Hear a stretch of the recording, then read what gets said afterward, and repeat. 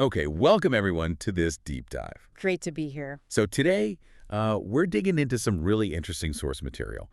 It focuses on the top 3 patterns from DinaStyle Knits. Right. Dana Oshevska's work, if you know her stuff, you know it's all about like elegant textures, lovely warm colors, and designs that actually work, that functional. Exactly. And she's got that YouTube channel too with tutorials, which is super helpful. hmm And what's cool about this source is how it picks out these 3 patterns. It tries to explain why they really represent her style.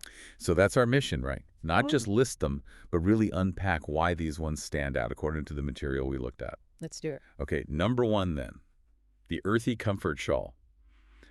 The source, it really paints a picture here. Lots of natural tones, warm browns, soft neutrals. Yeah, and it mentions this gorgeous drape it has. It sounds really comforting. It does. And what caught my eye was how the source connects knitting it to like the feeling of it. It says it's almost like therapy. Oh, interesting. How so? Oh, well, it mentions simple, thoughtful stitches, stuff that lets you really feel the texture developing as you go. That whole sensory experience seems pretty key to its appeal, apparently. Yeah, I can see that. Knitting is a mindful process, sort of. Right. And then you end up with something super wearable. The source says it's just perfect for layering. Like easy to wear at home, but also nice enough for heading out maybe to a farmer's market or something. Exactly that. It seems to nail that mix of cozy comfort and a touch of elegance. Very Dinah-style knits. Okay, so that's the shawl. What's number 2? Number 2 is the Just Neutral Cape. The source describes this one as structured but still soft.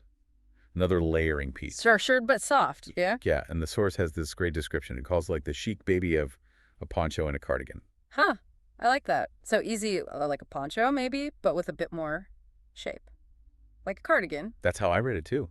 Sounds like a really clever design, doesn't it? Kind of the best of both worlds. Does it mention any technical details, how it achieves that? It does, yeah. Says it's knit top down. Yeah. And it specifically highlights the shaping around the shoulders being really well done. Ah, okay.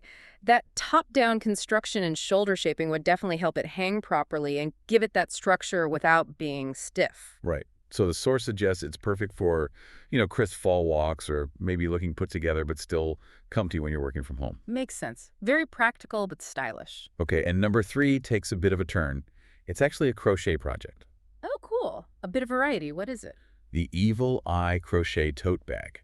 An evil eye motif. Interesting. How does the source describe that? It says it's really distinctive, obviously, but bold yet tasteful. Mm-hmm. So it makes the bag stand out, Hmm. but not in like a jarring way. Give it personality. I can picture that. And is it practical? I mean, it's a tote bag. Yeah, totally. The source points out it has a really usable shape, good size for everyday stuff, or it even suggests using it as a project bag for your knitting or crochet.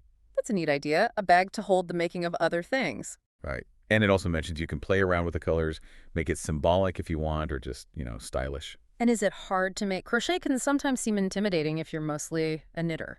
Good question. The source actually says it's pretty quick to finish, which is great for gifts. And importantly, there's a clear video tutorial available too. So more accessible maybe, even for newer crochets. Okay, that's good to know. So it fits the functional, soulful vibe, just in a different craft. Exactly. So quick recap from the source. The Earthy Comfort Shawl, the Just Neutral Cape, and the Evil Eye Crochet Tote Bag.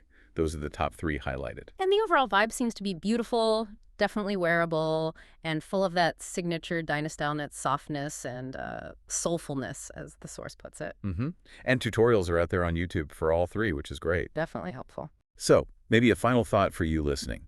It makes you think, doesn't it? How these specific design choices, like the feel of the texture in the shawl, or the clever structure of that cape, or even a bold motif like the eye on the bag, how they do more than just make something useful or pretty. Yeah, it's like they actually weave a feeling or a personality into the object itself. Right. And that shapes the experience, not just for the maker, feeling the yarn and seeing it grow, but also for the person who eventually wears it or uses it. It's about the intention behind the sketches, maybe. Something to definitely think about next time you pick up your needles or hook.